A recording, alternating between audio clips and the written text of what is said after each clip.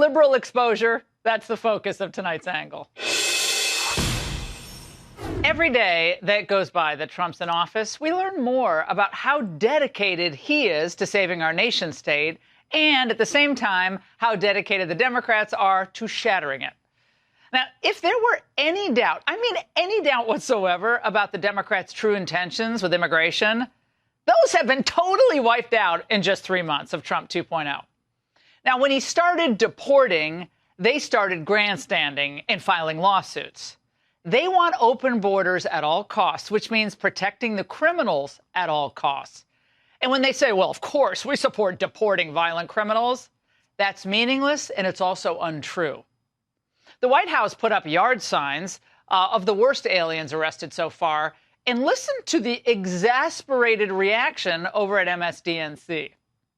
They put them up on the driveway of the White House. What's particularly noteworthy about this location is it is right directly behind the positions where TV correspondents do their hits from the White House lawn. So therefore, no matter what network you're on, that includes MSNBC, if you're doing a hit from the White House right now, those pictures will be behind you.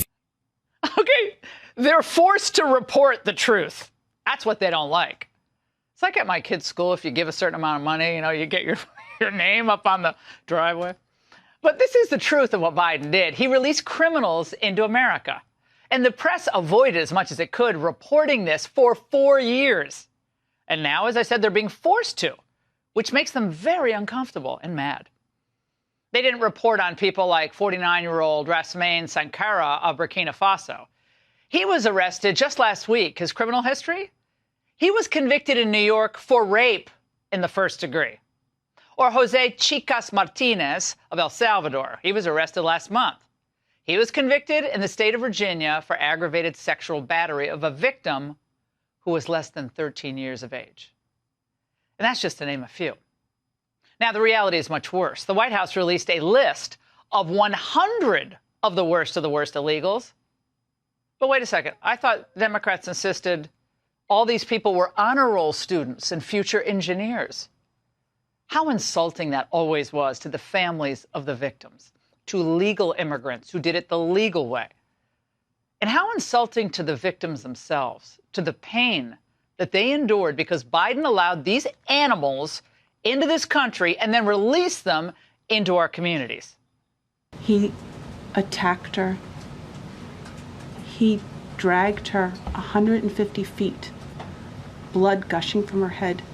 It left a 150-foot trail of her blood to the culverts, where he picked her up, he threw her against the wall of the tunnel, and he raped her. To Democrats, yeah, that's a little sad, but it's all collateral damage. Meanwhile, the pain they pretend to care about, the children of illegals being deported with their parents. I understand this child's mother entered this country illegally, but isn't there some basis for compassionate consideration here? The children aren't deported. The mother chose to take the children with her. When you enter the country illegally, and you know you're here illegally, and you choose to have your citizen child, that's on you. That's not on this administration. If you choose to put your family in that position, that's on them. But having a U.S. citizen child after you enter this country illegally is not a get-out-of-jail-free card. It doesn't make you immune from our laws. Thank God for Tom Homan. I say that at least 10 times a day. He exposed CBS there and Margaret Brennan. It's obvious now that the left, the Democrats, the media, they never cared about the child separation issue. The kids were just anchors for more illegal immigration. Here, Trump is keeping the families together in their home countries. And the media is complaining? It's absurd. They're exposed again. And speaking of absurd, Illinois Governor J.B. Pritzker, who thinks America will rally for his C-word attack on Trump's border and deportation policy. Never before in my life have I called for mass protests, for mobilization, for disruption. But I am now. These Republicans cannot know a moment of peace. They have to understand that we will fight their cruelty with every megaphone and microphone that we have. We must castigate them on the soapbox and then punish them at the ballot box. And at the buffet line. Sorry. What's cruel are the horrid high taxes and soft on crime policies that drive Illinois residents to flee his state. The point is, Trump is delivering results here. Only 9 illegals have been released into the United States from Inauguration Day through April 1st. Okay, I don't know why any are released, but for some perspective here, on a single day under Biden, go back to December 22nd, 2023, 4,832 illegals were released. The human smuggling cartels, right now at least, are largely giving up. The massive drop in the border encounters also tells the tale. Under the Biden administration, we averaged over 11,000 many days, over 12,000, even some days 15,000 illegal entrants in the United States. 15,000. You know what the number was the last 24 hours? 178. 15,000 to 178. Unprecedented success. Again, understand this. This success, which is keeping Americans safe, infuriates the Democrats. They prefer our immigration policy to be written by, let's say, the UN. They do not recognize as legitimate our right to bar the entry of any migrants whatsoever. And they're mistaken in believing that Americans are going to vote based on these immigration sob stories. Some of these individual cases are resonating with people, and they're like, yeah, I want stronger border security, but that doesn't feel good to me with these human stories. Liberals are so committed to open borders and fast-tracking citizenship and voting rights for illegals, they'll actually risk losing election after election on this issue. That's the definition of a fanatic. And they can't hide it. We cannot count how many of their judges act like they're running strategy for the ACLU's migration project. That horrid Milwaukee judge arrested for obstruction of immigration enforcement. Come on. This has been going on, though, for years. Massachusetts, it's teeming with immigration advocates in black robes, sneaking illegals out back doors of courtrooms to evade arrest by ICE. It's juveniles and it's stupid. It's also lawless. Remember, the Democrats are post-America. You have to understand that. They do not believe that the United States is a legitimate nation state, or that our borders have any moral significance, or that our citizens should have any privileges that are not shared with the rest of the world. They believe that any person from any country can come here at any time, stay as long as they want, vote in our elections, send their kids to our schools, and be entitled to the exact same set of legal and constitutional rights as American citizens. And they promote these goals every single day. And they will never stop unless they are defeated so badly and so often that they're forced to change their position. They're not there yet. But fortunately, the Trump administration is handing them the defeats that they deserve. And that's the angle. Donald Trump got some brotherly love at the White House today. Super Bowl champs, the Eagles, were in town and stopped by to say hi to their favorite guy. The season started off slow, but you soon caught fire with your great coach inspiring you, and you got the ball to your superstar running back who I met yesterday, and I want to tell you he's a handsome guy, but I wouldn't want to tackle him. Saquon Barkley. I offered him a ride on Air Force One because I was coming down, and usually they say, no, I don't think so. He said, I'll take it, sir. And he loved it, and we loved being together. He's a great young guy. Running back Saquon Barkley spent the weekend golfing at Bedminster. Democrats hate when black stars like Saquon chill out with Trump, and they threw a fit. But none of that matters anymore. Saquon said some people are really upset because they played and golfed and flew to the White House with the president. Maybe I just respect the office. Not a hard concept to understand. Just golfed with Obama not too long ago and look forward to finishing my round with Trump. We're living in a different world. In 2018, the Eagles boycotted their White House visit, and now they're visiting and getting in a round. The culture's embracing Donald Trump because just like in sports, Trump's about results. Doesn't matter what you say, it's how you play. Your opponent and your critics, they can say whatever they want, but the only thing that matters is the score at the end of the game. There's a lot of people who talk trash on the field, but can't back it up. Treasury Secretary Scott Bessent says the game isn't even close to over.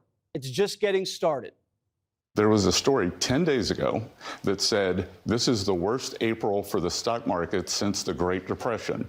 10 days later, the NASDAQ is now up on the month of April, and I haven't seen a story that says, oh, stock market has biggest bounce back ever. The White House has a lot of momentum. IBM's investing $150 billion into American tech manufacturing. And Trump's tackling the border invasion all day, every day. In Colorado Springs this weekend, an MS-13 nightclub got iced. Over 100 illegal gangsters were arrested with their girlfriends. Hope their wives weren't watching. Think about how brazen these migrants were. They had their own nightclub in the middle of Colorado, and Biden knew about it and let it thrive. During the Biden administration, they received 170 911 calls to that club alone. That club we were just watching, 170 calls. Wouldn't you think that would have been a red flag? Wouldn't. Nothing happened. Guns, shootings, ag batteries, nothing happened. So under Donald Trump, DEA, FBI, U.S. Marshals, ATF, ICE, everyone went in together. DEA led this investigation, went in, got 115 illegal immigrants, aliens in our country, arrested them. In Florida, Operation Tidal Wave is in full swing. Biden migrants are having nightmares about Tom Homan. We are in the beginning stages of carrying out the largest deportation campaign in American history. Over this past weekend, it was announced that through Operation Tidal Wave, a joint effort between ICE Miami and Florida law enforcement agencies, nearly 800 illegal aliens were arrested during the first 4 days alone. But some of these bad hombres aren't too slick. One illegal got busted for stealing $3 grand in cash from Kristi Noem's purse at a burger joint in D.C. The guy pickpocketed the wrong kind of secretary. The feds found him passed out, blowing his haul on cocktails in an Italian restaurant. And that's a lot of cash for Kristi Noem to be carrying around in her purse. Maybe the Easter Bunny left it for her. So whenever I ask my wife if she has any cash, she never does. Trump planted 100 illegal alien mugshots right on the White House lawn. So every time a reporter does a live shot from their position outside the White House, the mugshots are in the background, and there's nothing they can do about it. He's forcing the media to cover the crime wave they just covered up. And these are the worst of the worst. Illegals convicted of murder to child rape. The media wanted to see Trump's mugshot, and he was like, take these instead. And the press is flabbergasted at how they keep getting outfoxed.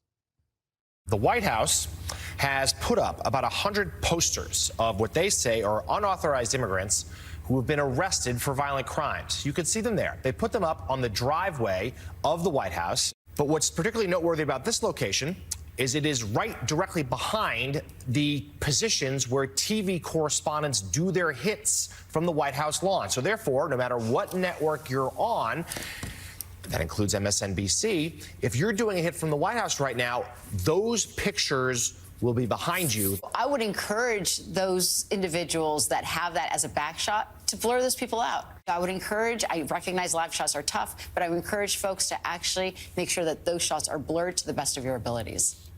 We know better. Well said. MSNBC is demanding privacy for illegal aliens who rape kids. They have to protect the privacy rights of Honduran nationals convicted of murder. In this industry, we only blur faces of minors. And they want to blur faces of illegals who rape minors. They're coddling foreign third world criminals like children. Like MS-13 needs protection from us. America's Heartthrob says everyone's getting deported, whether they like it or not. What percentage of the, let's just pick an even number of, say, 10 million illegal aliens, let's say that Biden released, what percentage do you think we should let stay here of those 10 million? I'm not trying to do a game. No, but I'm saying, no, but... You think that's the best use of... Well, hold on, but is it your view that if a Democrat president releases 10, 15, 20 million illegals into the country, they all then should get to stay forever and for all of life? Stephen, I don't have a view about what Democratic presidents do. I'm asking what the Republican president for and how so you don't want to answer the question because you know the answer is obvious. Everyone that Biden let in has to go home. Tom Homan's going to be a busy man. In fact, he says he's going to do a third term, too. Maybe a fourth. Maybe a fifth. People want to know, okay, when am I going to retire for the third time? I'll retire when every public safety threat, national security threat, child rape is eradicated from this country. The media is protecting migrants, and so are the judges. They're ordering planes full of illegals to turn around mid-flight and fly back to America. One judge got caught harboring a member of Tren de Aragua. This judge gave him AK-47s and then smashed his phone with a hammer, Hillary style, when cops showed up at his door. This guy was so bad he had pictures of decapitated heads on his phone. That's why the judge hammered it. He knows a thing or two about evidence. And another was caught aiding and abetting a migrant escaping justice. This illegal was in court for allegedly beating a woman up. And this judge, who happens to be a woman, heard ICE was in the courthouse, stopped the proceeding, and helped the illegal sneak out the back door. This judge swore an oath to the Constitution to faithfully administer the law, and she's breaking the law by helping a foreigner break the law. So the Justice Department said no one's above the law and arrested the judge. They told us that's what happens. They told us no matter who you were, no matter what you do, no one's above the law. You break the law, you pay the price. Now, the same people who told you that said judges should be above the law and should be able to break whatever law they want. And Trump, who's just enforcing the law, he should be in prison, not the illegal or the judge. Trump wants to be king. A king doesn't have a constitution. A king just does whatever he wants. This is a constitutional crisis. Arresting a judge today. Are you kidding me? That is a sign of weakness, not strength. It strikes me as maybe something illegal, but it also strikes me as something heroic. People are sometimes called to do civil disobedience. They're saying you can break the law to resist Trump. Not just you, judges, the military, politicians. This is why they didn't think Biden raiding Trump's house was that bad. This is why they don't care when psychos go to Ukraine and show up with a rifle at Trump's golf club. This is why DAs let you vandalize a Tesla and then drop charges. If a judge lets an illegal accused of abusing women escape out of the back door to ditch ICE, they're giving the whole country a permission slip to do whatever's necessary to stop Trump's agenda. An agenda that won in a landslide, and a mandate on border security. That was at the top of the list with voters, along with the economy. This is pre-Civil War style resistance. We're getting into traitorous territory. Democrat politicians who could be back in power in just 2 years want to arrest the Attorney General and the FBI director on kidnapping charges. On the logic of this arrest of Judge Dugan, all of the people in the Trump administration who participated in defying that order by Judge Boasberg themselves could be arrested for interfering with a legal proceeding and perhaps other criminal charges like kidnapping, as you were suggesting before. This is the same thing they did with DEI and the same thing they did on trans. They are changing the language to justify their actions. Deporting criminals is now kidnapping Maryland dads. Democrats are telling us they're going to play dirty. They're going to chop block, spear, hit you in the family jewels. They'll do anything. They're already telling the country Trump's a failed president, that he's already a dictator, and hitting them with over 90% negative coverage, telling their audience that him doing what he was elected to do means he's Mussolini. They're brainwashing you into thinking we're in a recession and in a constitutional crisis. Is that how you feel? I don't feel that way. People I talk to, they don't feel that way. JP Morgan's CEO says younger people in this country are on track towards having an unbelievable life. And Trump says, as serious as his job is, he's having fun. Who wouldn't when you're golfing with Saquon? Our top story tonight, the week we reach is a milestone. The first 100 days of Donald Trump's second term. Democrats, the state-run legacy media mob, they're not taking it well. They need help. They need therapy. On Sunday, Spartacus and several other Democratic lawmakers sat on the Capitol steps for 12 hours for a public therapy session. They had singing and everything. Take a look. This is a time to choose, and we're either going to choose the side of the American people, or we're going to choose this cruel budget that Republicans are trying to jam down the throats of the American people. We can't keep doing things like business as usual. We have to think of creative, new things to do. And so Hakeem and I thought, let's sit on the steps of the Capitol. Think about what the framers did to try to make the president not a king, not to have a unitary executive. And Trump is doing the exact opposite. And what Grant said is there are but two parties in America right now, patriots and traitors. I will build this world from love. I will build this world from love. Not too bad. Yada-die, yada-die, yada-die, yada-die.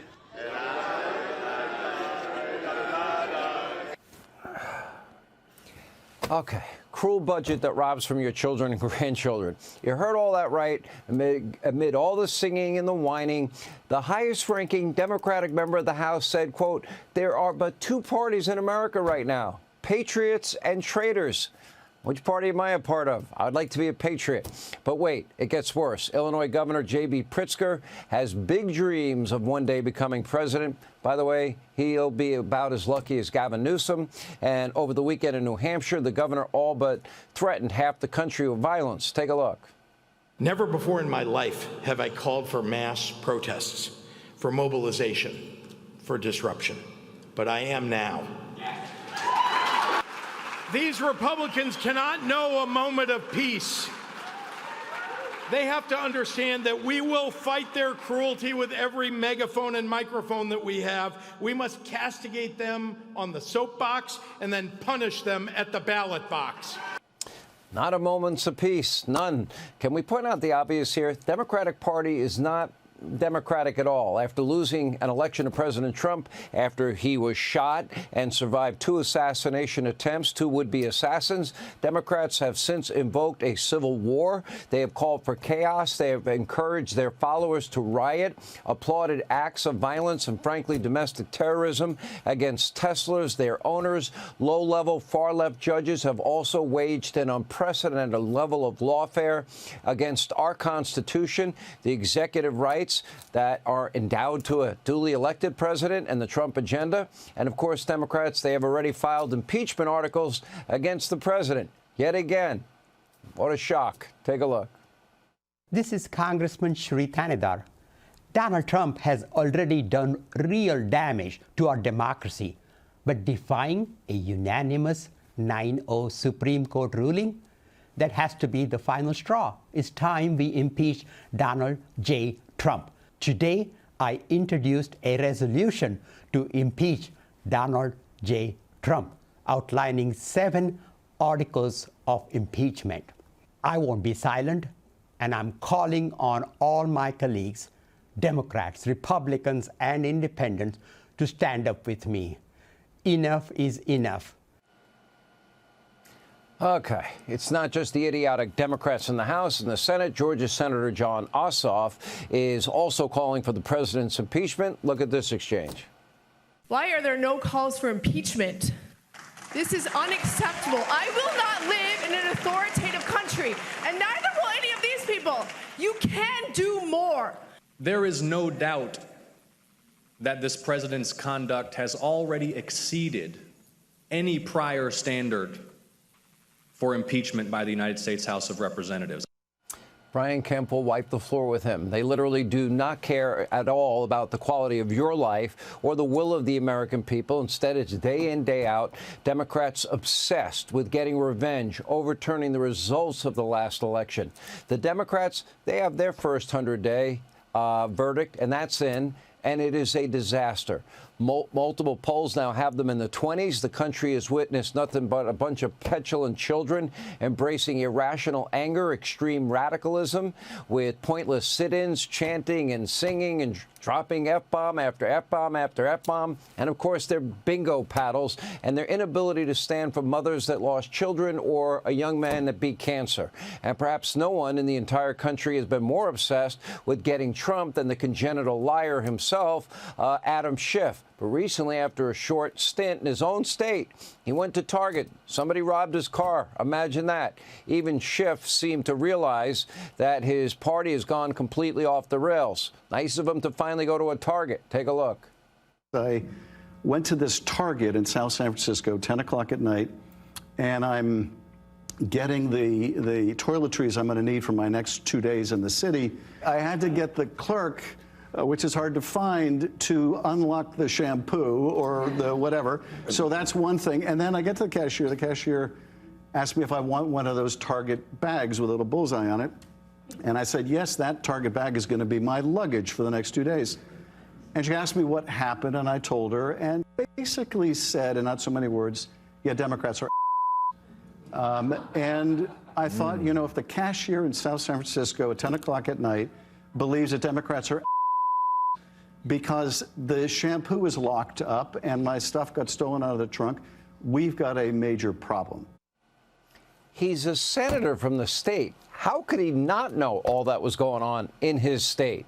And I have bad news for my friends in California. Nothing's going to get better with the likes of Adam Schiff, radical Gavin Newsom, or any other Democrat in charge of that state. Their policies, their beliefs are insane. And as we speak tonight, with few exceptions, there are really only two types of Democrats: far-left losers obsessed with hating Donald Trump and are petrified of their ultra-radical woke base. And that ultra-radical base, led by the Squad, AOC, Grandpa Bernie, Jasmine Crockett, their bizarre focus is on Green New Deal communism, the so-called fight the oligarchy. Now there's a civil war brewing between the radical and the super radical sides of the Democratic Party, but there's no moderates left. Take a look. Let me ask you about something that your colleague, Senator Alyssa Slotkin, said. She said Democrats should stop using the term oligarchy because it's a phrase that doesn't resonate with all Americans. Are you missing a chance to speak to a wider audience, Senator? Well, geez, we had 36,000 people out in Los Angeles, 34,000 people in Colorado. We had 30,000 people in Folsom, California, which is kind of a rural area. I think the American people are not quite as dumb as Ms. Slotkin thinks they are. President Trump has totally broken the Democratic Party in 100 days. And as of now, there is no one capable of picking up the pieces. So the White House Correspondents' Dinner was on Saturday, and it might have been the most low-energy event since Joe Biden challenged Mitch McConnell to a game of freeze tag. It was there reporters gave themselves awards, including one for writing about Biden's decline in office, a story they didn't so much cover as hide under a pea-stained tarp. Seriously, the media handing themselves an award for covering Joe's decay is like giving BLM an award for fighting crime. Alex Thompson won an award because he also wrote a book about Biden's brain drain. But like betting on a horse after the race is over, the book magically appeared long after Biden left office. That's like running into a burning building after it's been rebuilt as a Starbucks. Everyone knew Biden was long gone. I mean, it's not often you see a podium with a seatbelt on it. So sorry, Alex, you get no points for admitting what your entire industry has had no choice but to admit. They didn't just fail to report on the problem, they were the problem. Here he is accepting the award. President Biden's decline and its cover-up by the people around him is a reminder that every White House, regardless of party, is capable of deception. But being truth tellers also means telling the truth about ourselves. We, myself included, missed a lot of this story. And some people trust us less because of it. We bear some responsibility for faith in the media being at such lows. Oh, we missed a lot of the story. That suggests it wasn't intentional. Like missing a bus because you couldn't leave the orphanage until we found Timmy's cat. But when someone, or maybe 60 million someones, are telling you that the bus is right there in front of you and it's waiting for you and you still don't get on, that's intentional. If only they could blame Trump, because you know that's what that whole room was thinking. Behind their flutes of cheap champagne, you know they still felt that Trump's candidacy justified anything they did or didn't do, and they'd do it all over again. You can't teach an old dog new tricks, though Joy Behar will respond to getting whacked with a rolled-up newspaper. You were waiting. You were so patiently waiting. Now, it's kind of nice someone in legacy media admitted their complete and total incompetence, But do they really think that's all it'll take to build trust? That we all have faith in them now? It's like John Wayne Gacy going, yeah, they found a few dead kids under my house, but I'm a different guy now. What time's your kid's birthday party again? Let's rewatch this clip again, but focus on the unimpressed fella in the audience. We, myself included, missed a lot of this story. And some people trust us less because of it. We bear some responsibility for faith in the media being at such lows. That's our executive producer, Tom O'Connor, of our show. Now, forget the fact that he was supposed to be waxing my car that day. But notice his Tom face when Alex says, we bear some responsibility for trust in the media being at such lows. You see that? His eyebrow says it all. What's with this we? We screwed up? Not us, you jackass.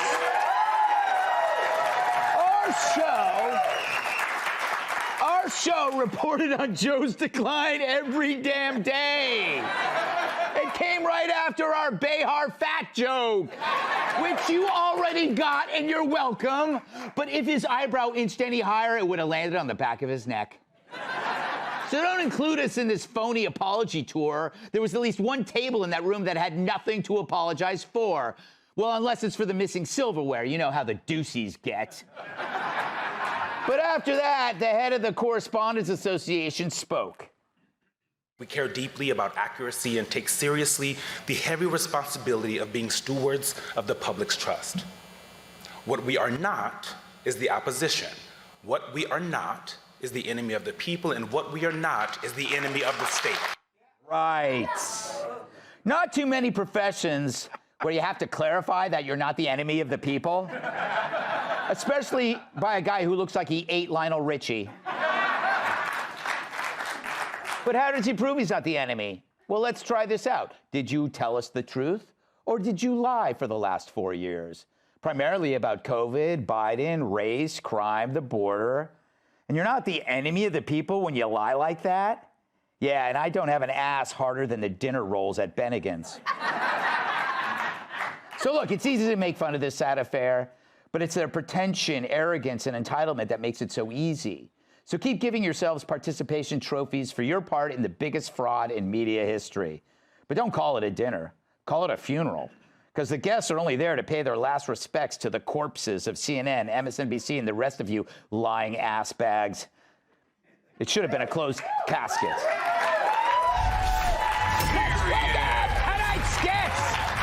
He could buy and sell Sean Hannity. Shark Tank star Kevin O'Leary. He's covered in mange and could use your spare change. Founder of StudioTST.com, Michael Loftus. She received a cease and desist order from the closed captioning guy. Co-host of Outnumbered, Emily Campagno. And his pecs include a bike lane. New York Times bestselling author, comedian, and former NWA champion, Tyrus.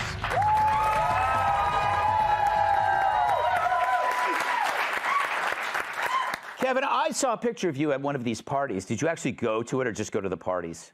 Okay. Yes. The parties happened at various embassies. They were hosted by various networks. I think I have to go to Betty Ford now because I don't think I got home till 4 in the morning from the French embassy, and I was chowing down frog legs till the cows came home. It was a hell of a party. Yes. And, you know, journalists and tequila, oh my goodness. Who knew? Yes. Bad things could happen. Yeah, so what did you make of the correspondence dinner? Did you listen? Did you find it to be hypocritical? Did you find it to be arrogant and pretentious? That's the problem. I woke up and I don't remember anything. I mean, you know, it was really, we were jammed in there. I remember that. I mean, you know, you're kind of eating like this. Were you the most famous person there? Maybe at the beginning, but I don't know at the end. There's some people doing crazy stuff. Yeah? It was like a P. Diddy party, but less baby oil? Well, you know, I was waiting for the comic to come out and insult the president. Didn't happen. Yeah, no I was waiting for president, some no comic. entertainment. Didn't happen. Yeah. That's why we had a party hottie afterwards. Well, Michael, on Saturday, you were also at a dinner, but it was at the shelter. Yes. It was rice and beans night. Oh, very good, very and good. it was delightful. Exactly. So they didn't have a comedian there, but do you think they needed one? Yes. Yes. Who was the dude who's like, we're not the enemy of the people. We're not like, you're also not at prom in 1982, guy. I love how this dinner is now, it's the same dinner every year. Yeah. Some reporter gets up there and it's like, we missed it. We missed the big story. You know, this time it was Biden, and you're just like, oh, if only there was a clue that he wasn't together, right? Maybe after every speech he was like lost on stage. Yeah. There's a clue. But it's just, oh, we missed it. Oh, Trump-Russia collusion. We missed it. COVID origins. We missed it. January 6th, we missed it. It's like they should have set it to music and have Mick Jagger come out, you know? Sorry, we missed that story. We missed it. We missed it. We were with some Puerto Rican girls that were just dying to meet you. They're gonna bring a case of wine. We're gonna do some food around, you know, like we used to. I did not see where you were going, but I love it. That's what she said. What are the what was that song? Emotional Rescue. No, Miss You. Miss You's right. Correct. Yes. He's right. You know, we're going to edit that out. I will leave it in. Emily, you were there as well. Were you the belle of the ball? Did you vomit in the women's bathroom after all these speeches? No! To your point, we were so tightly packed in, I knew there was no way that I was going to be able to ever, be able to make it to the restroom, so I didn't have one sip of anything all night because I just didn't want to have to go to the bathroom. I'll say this. It was like one big middle child situation where everyone talking, you're like, no, I'm sitting right here, actually. Mm-hmm. Every award that was given out had to do with something covering Biden. The photograph of the year, guys, of 2024 was a photo of Biden walking away from the podium after he signed the billion worth of aid to Ukraine. Mm-hmm. That was the photo of the year? Yeah. Not the bullet whizzing through the head or the fight photograph of President Trump. That's true. Every story, every coverage that they gave themselves awards for had to do with President Biden. And to sit there during that particular speech where it's like watching someone or hearing someone see the light halfway dim, halfway past, it was unconscionable to sit there and have everyone ignore the elephant in the room, which was Fox, to your point, that we've been saying it the whole time. They should have acknowledged it, that dude should have said except for Fox. He should have. And the purposeful ignoring of the sitting commander-in-chief of all of the, it was so blatant, guys. It was pretty insane. And then at the end, this is what I found the most humorous, is that they were like, and this year we have 20 million outlets representing this, 15 podcasts, 37, they named all the variety and the diversity of actual types of media coverage that were represented there. But yet the same 4 big, bloated, liberal media outlets presented the whole time and got the awards. Mm-hmm. So they're patting themselves on the back for all of a sudden representing universality, but the joke was on us because all they did was just applaud themselves and pat themselves on the back. The same, ABC, NBC. Got it. AP. Emily. All right, enough. The P1. PBS. Tyrus, I know. It's like, it was even hard to cover it from our perspective because it's so dead. It used to be something. It's not. I get invited every year, and I'm dyslexic, so when they ask me to do RSVP, I always write FU. It's the dyslexia. They didn't need a comedian because the whole thing's a joke. And you've got to be at the bottom of the pool when you're getting someone from the Jackson 5 to come out and speak on your behalf. And I'd also like to say he's one of the bravest men I have ever seen who's willing to have a jerry curl in a white suit. That is... He's letting his soul glow. But enough of the black-on-black crime for a minute.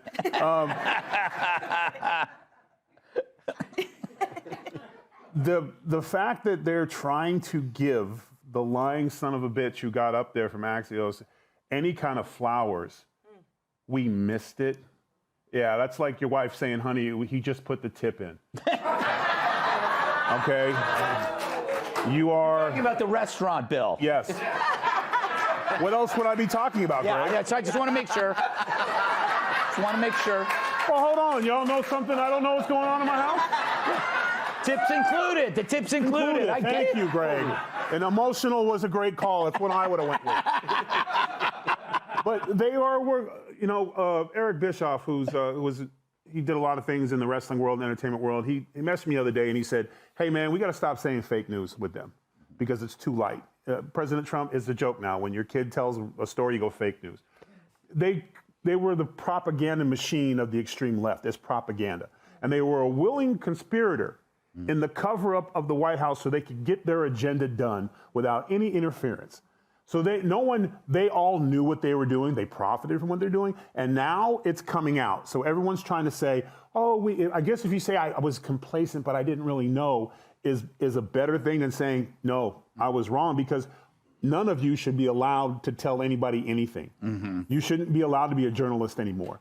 There should be trials. Congress likes to sit on steps for 8 hours to pass the time. I got a few things you could do with the people who willingly acted on a coup of the people of the United States we had an unfit person, they knew he was unfit, and they all got together and they worked together to make money and get these crazy agendas across at the expense of the American people, fleecing our country of money. Guys have profited from it, and then you have the balls to come up there and talk about we might have missed it. I'm sorry, on behalf of the West, I will never go to some, but on behalf of America, you.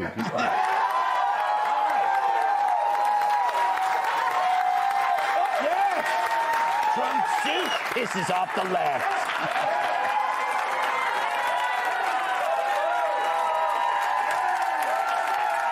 Click here to subscribe to the Fox News YouTube page to catch our hottest interviews and most compelling analysis. You won't get it anywhere else. Hey, Sean Hannity here. Hey, click here to subscribe to Fox News YouTube page and catch our hottest interviews and most compelling analysis. You will not get it anywhere else.